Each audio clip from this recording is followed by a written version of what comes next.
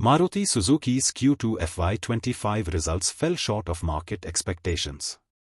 The company's net profit dropped 17.4%, landing at 3,069 crore rupees, versus an estimated 3,710 crore rupees. Revenue, however, saw a slight increase of 0.4%, reaching 37,203 crore rupees, but still missed the 37,229 crore rupees forecast. EBITDA also fell by 7.7%, totaling 4,417 crore rupees, against an estimate of 4,712 crore rupees. Additionally, the EBITDA margin declined by 100 basis points to 11.9%, missing the expected 12.7%. These results suggest the company faces operational challenges, despite a stable revenue performance. Maruti Suzuki India Ltd., established in 1981, is a leader in the Indian car manufacturing market, holding a commanding 42% share. With a market cap of 3.66 lakh rupees crore, the company's PE ratio stands at 24.9, while the dividend yield is 1.07%.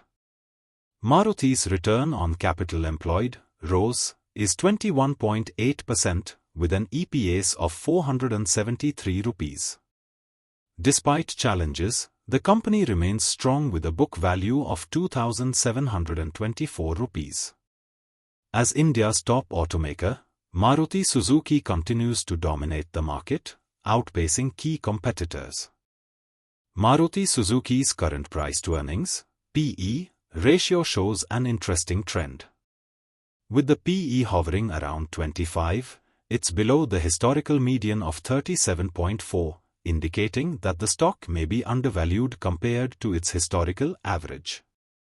Over the past 5 years, the PE ratio has seen fluctuations, peaking around 80 in certain periods. However, the recent decline presents a potential opportunity for investors. Coupled with stable earnings, this lower PE suggests Maruti could be a value pick for long-term investors seeking growth. Maruti Suzuki's growth over the last 5 years, while steady, hasn't been exceptionally high. Sales have grown at a compounded rate of 11%, with profits seeing 18% growth. However, compared to the rapid gains seen in ancillary sectors, such as auto component and supplier stocks, automobile manufacturers like Maruti have been relatively slower. Ancillary stocks are outperforming due to increasing demand for EV components and rising exports, while traditional automakers face challenges like rising input costs and market saturation, affecting their growth potential. Looking at Maruti Suzuki's technicals, the stock saw a long period of consolidation from 2017 to 2022, where it failed to break out of key resistance levels. However, after the 2020 COVID crash, the stock staged a strong recovery, rising steadily and reaching new highs. The post-pandemic run-up was significant, with the stock recently facing resistance around 12,500 rupees. The long-term trendline indicates strength, but investors should watch for potential pullbacks or consolidations near support levels, currently around 11,000 rupees. Overall, it remains a stock to watch in the long run. Kaynes Technology delivered strong Q2 results, showcasing significant growth. Revenue surged 58.6% to 572 crore rupees, compared to 361 crore rupees in the same quarter last year. EBITDA grew 68%, reaching 82 crore rupees, while margins slightly increased to 14.3% from 13.5%. The standout figure was net profit, which jumped 86.4% to 60.2 crore rupees, up from 32.3 crore rupees. While expectations data isn't available, these numbers highlight the company's impressive performance and solid financial growth in the past year, setting a positive outlook for future quarters. Kaynes Technology, with a market cap of 35,185 crore rupees, is a leader in IoT and integrated electronics manufacturing. With a strong ROCE of 14.5% and EPS of 33.3 rupees, the company is well positioned for future growth. Recently, Kaynes has ventured into the semiconductor sector, which is expected to significantly boost its stock price in the coming quarters.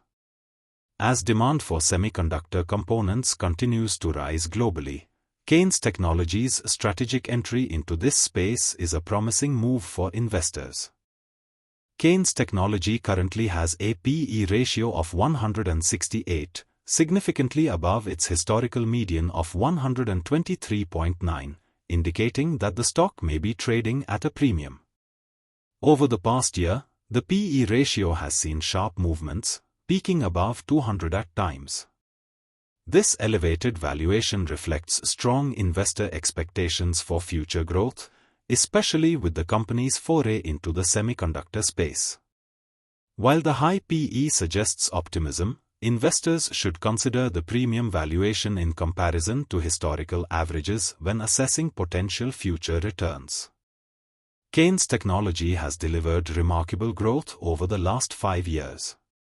From FY20 to FY24, sales jumped from 368 crore rupees to 1,805 crore rupees, reflecting a strong compounded sales growth of 62% over 3 years. The company's net profit surged from 9 crore rupees in FY20 to 183 crore rupees in FY24, delivering a 165% compounded profit growth in the same period. This consistent performance, paired with strong operating profit margins, shows the company's solid execution and growth trajectory, positioning it well for continued expansion in the technology and manufacturing sectors. Kaynes Technology has been on a strong upward trend, with the stock gaining momentum over the past year. Currently trading at 5,300 rupees, the stock is taking support near its rising trendline, suggesting that this level could act as a key area of strength for buyers. The consistent upward movement, paired with healthy volumes, indicates sustained bullish interest. Investors should watch this trendline closely, as a bounce from here could signal further upside potential, while any breakdown could suggest a near-term correction. eMudhra delivered a strong Q2 with revenue rising 52.8% to 141 crore rupees, up from 92.4 crore rupees last quarter. EBIT increased by 23.4% to 26.4 crore rupees, while net profit grew 22.5%, reaching 22.3 crore rupees. Despite these impressive gains, EBIT margins saw a dip, coming in at 18.7% compared to 23.1% last quarter, indicating some pressure on profitability. While expectations data isn't available, the company has shown robust growth across key metrics, though the margin decline may signal cost or efficiency challenges going forward. eMudhra Ltd, with a market cap of 7,169 crore rupees, is India's largest certifying authority for digital signatures. Boasting a P/E ratio of 92.8 and an EPS of 9 rupees and 62 paise, the company has shown strong financial performance. With a return on capital employed, ROCE, of 17.7% and a dividend yield of 0.15%, eMudhra continues to dominate the digital security space. As a leader in issuing digital signature certificates, DSCs, the company is well positioned to capitalize on growing demand for secure online authentication solutions. eMudhra is currently trading with a P/E ratio of 92.8, significantly higher than its historical median of 56.0, suggesting the stock is trading at a premium. Over the past year, the P/E ratio has fluctuated but has generally remained elevated, reflecting strong market optimism about the company's growth prospects. With earnings improving and demand for digital services increasing, the high valuation might be justified. However, investors should consider this premium in comparison to historical levels when evaluating the stock for long-term potential. eMudhra has shown impressive growth over the past 5 years. Sales surged from 102 crore rupees in FY19 to 373 crore rupees in FY24, reflecting a strong 42% compounded growth over 3 years. Net profit increased from 17 crore rupees to 76 crore rupees during the same period, indicating a 63% compounded profit growth. Despite some fluctuations in operating margins, which peaked at 37% in FY22, the company has maintained solid profitability.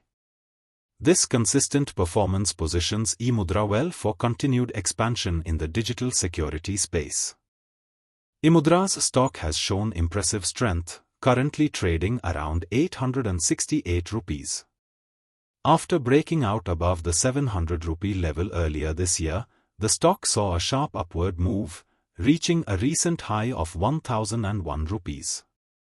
However, it has since faced some resistance at this level, pulling back slightly. Key support can be seen around 706 rupees, a previous breakout point. The stock's overall trend remains bullish, with strong buying interest on dips. Traders should watch for potential consolidation before a possible retest of the 1000 rupee resistance zone.